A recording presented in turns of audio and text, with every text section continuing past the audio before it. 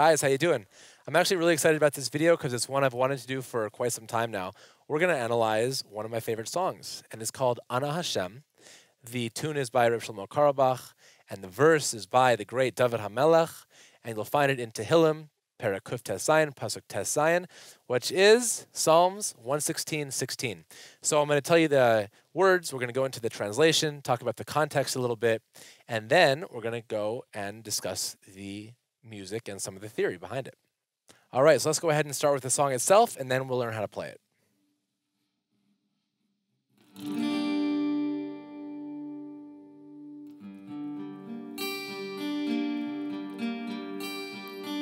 Ono Hashem, Ono Hashem, Ki ani avdecha.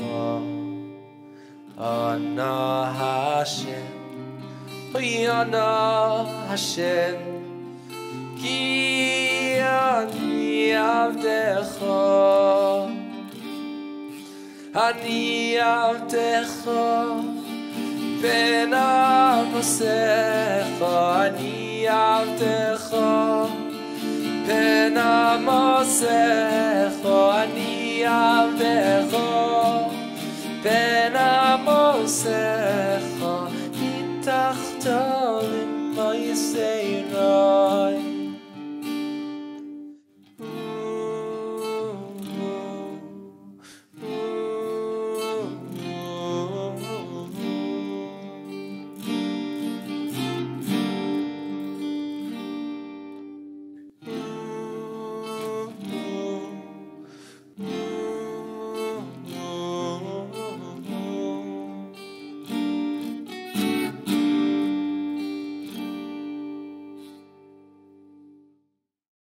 Okay, so let's start off with the verse itself. Ono Hashem, ani avdecha ben amasecha, pitachta l'moserai. So, Ono Hashem, please God. Ani avdecha, I am your servant. Avdecha ben amasecha, your servant, the son or child of your maidservant. Pitachta l'moserai, which means you've released me from my bonds. In other words, you've freed me from that which was holding me back. One point I want to just mention, which is very interesting, is what does it mean, your servant, the child of your maidservant? So this Ono says that a child of a servant ends up serving more naturally their master. And Rashi says the child of a servant ends up being more submissive. And so it's really coming to show our submissiveness and our naturalness in serving Hashem. What is this verse really talking about? Well, in a Hallel, we say a lot of Tehillim. And a lot of the Tehillim we say start with the word Ana, please. But it happens to be that this particular verse, this Ana, holds the most power because we're begging Hashem and asking Hashem and we're reminding Him that everything we do is for Him.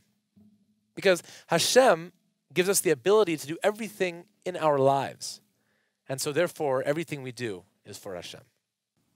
Guys, how you doing? We still have some more video for you, but I wanted to take a quick second to say that if you like the video or you like our channel, remember to like, share, and subscribe. And click the notification bell at the bottom so that you get notifications when we release new videos. At Kumzits Everywhere, we make it our mission to build Kumzits communities around the world, where Jews can come together and unite, connect, and sing. And we also have a branch called Kumzits Everywhere Bikor Cholim, where we bring the Kumzits to the people who need it most, who are the people that can't come out to us. So we go to hospitals, we meet with people with special needs, we go to old age homes, and we just try to put a smile on their face. So if you love Jewish music, please come out to our events. I'm happy you found this channel, and I hope you enjoy the rest of the video. My name is Shlomo Melman, and I'll see you at the next Kumzits. All right, guys, let's see how to play the chords now. Starting with the verse, I'm going to say the name of the chord as I play it.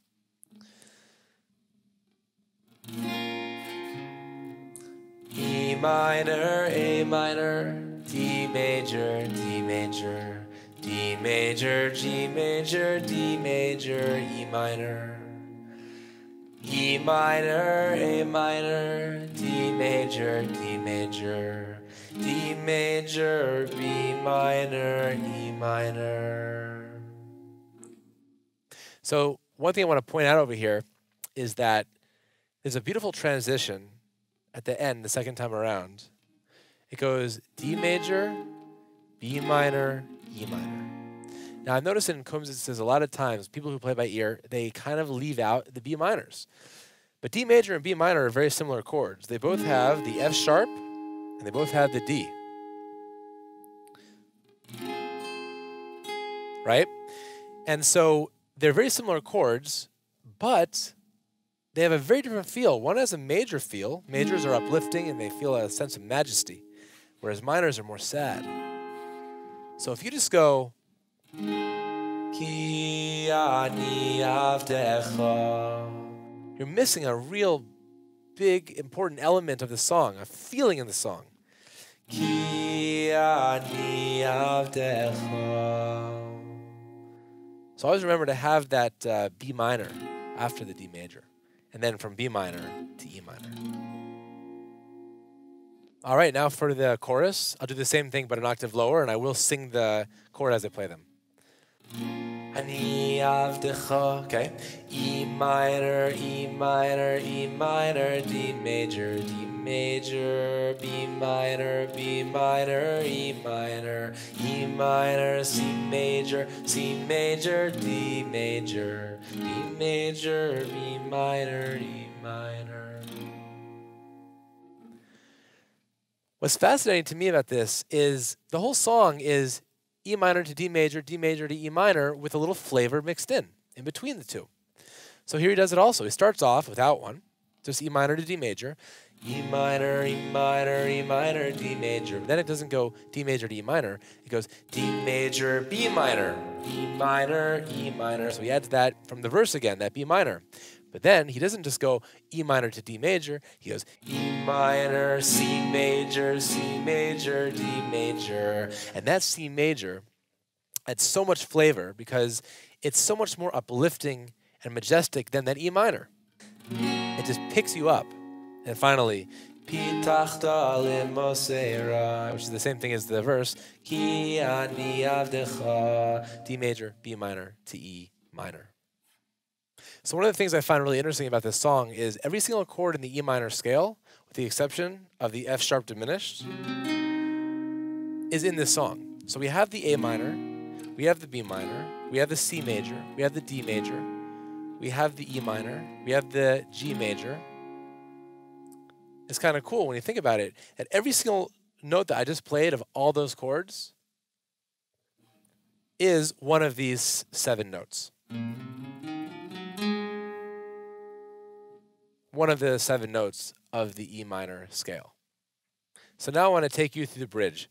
This bridge I absolutely adore. It's so heartfelt, and it's also pretty complex. So let's go ahead and take a listen. I'll say the chords as I play them, and then we'll analyze.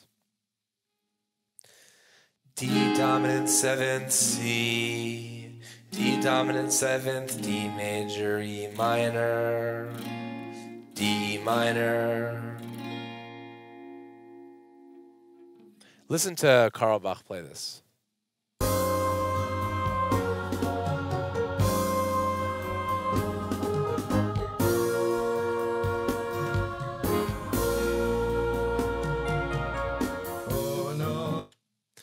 So I really, really like this. I love the transitions here. And I really love how he adds in this D dominant 7th. So let me go ahead and play this for you, and I'll show you where I'm hearing it, because it is very subtle. If I just do D major, sounds good, but I'm missing something. You hear it? Bass note C. So all together now.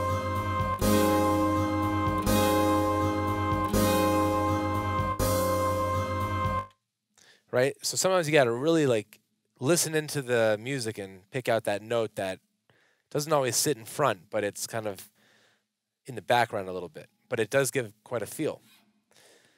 I want to talk to you now about this dominant 7th. What exactly is this D dominant 7th?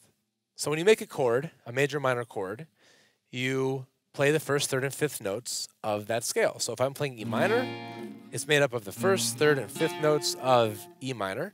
So it's going to be E, G, B. All right? If I go to D, because we're, right, it's a D major chord. So D is going to be, but the thing is, if I stay within the key of E minor, this is actually not going to be a D major scale. It's going to be a D mixolydian, right, which is a mode of the major scale, as minor is a mode of the major scale. And it sounds like this. Essentially a major scale with a minor seventh. So if I go and I play the first, third, and fifth, I get D major, right? Which is the same thing as D mixolydian. But if I play the seventh as well, now I'm adding in that minor seventh. And that's that C note. And so when I play it all together, the first, third, fifth, and seventh, I get the D dominant seventh. And it's gorgeous. I love that. So I'll play the coda for you now, the ending.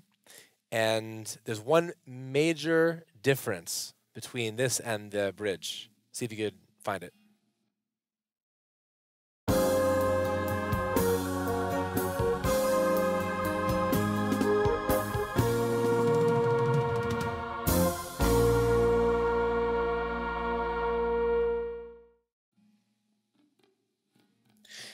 D dominant seventh, C, D dominant seventh, D major, E minor. So it's right over here. This is a B dominant seventh to E minor. So before we had in the bridge, we had D major, E minor. Now we have this weird chord, B dominant seventh, D minor. And what's weird about this chord is that it's the only chord in the whole song that's not in the E minor scale. If it was in the E minor scale, it would actually end up being B minor seventh.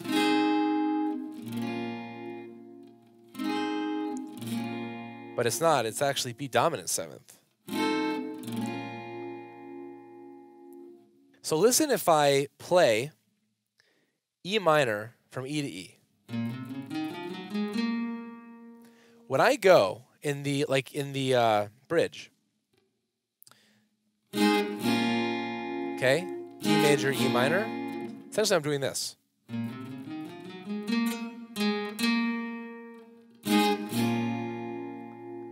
However, in the coda, it's B dominant seventh, so that's more like going like this. Because what I'm essentially doing is I'm raising this D to an E flat, as opposed to B minor seventh, which is in the E minor scale. So I'm going out by a half note from this D to E flat. E flat, E. So what's going on here? Why does this sound good? There's a concept in music called borrowed chords. You can actually go out of scale temporarily, very quickly, and borrow a chord from another mode or another scale. So over here, Carlebach ends up borrowing a B dominant seventh from an E harmonic minor scale. All right, so the harmonic minor scale is like an E minor scale with the raised seventh, with the major seventh, as opposed to the regular E minor.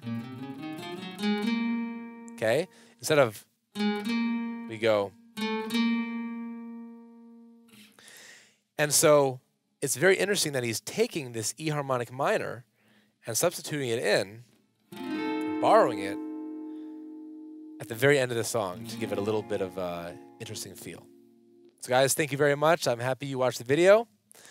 And if you have any questions, please leave them in the comments below. Comments, questions, all that. Feedback. I love your feedback as well. And I will see you in the next video. Thank you so much.